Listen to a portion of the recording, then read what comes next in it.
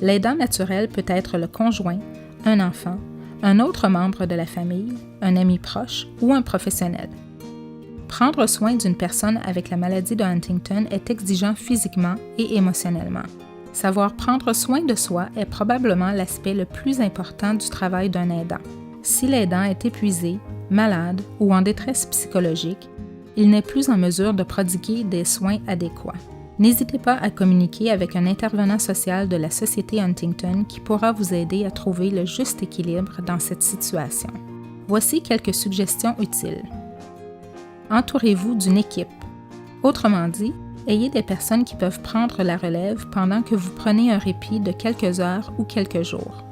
Planifiez un moment dans la journée ou la semaine pour faire une activité pour vous.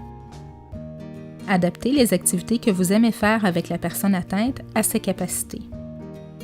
Ajustez vos attentes afin de réduire le niveau de frustration.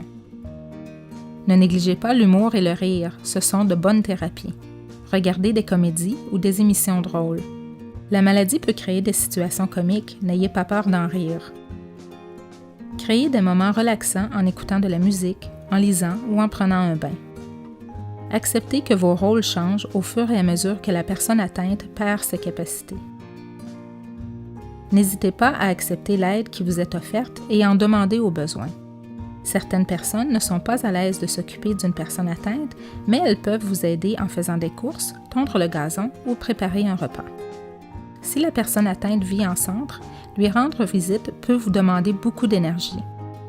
On suggère de planifier des visites courtes mais fréquentes.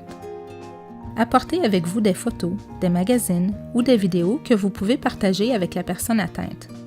Essayez d'y aller accompagné d'une ou deux personnes, car il est souvent plus facile de faire la conversation à plusieurs. Dans une famille touchée par la maladie de Huntington, les jeunes qui habitent à la maison peuvent être appelés à participer aux soins.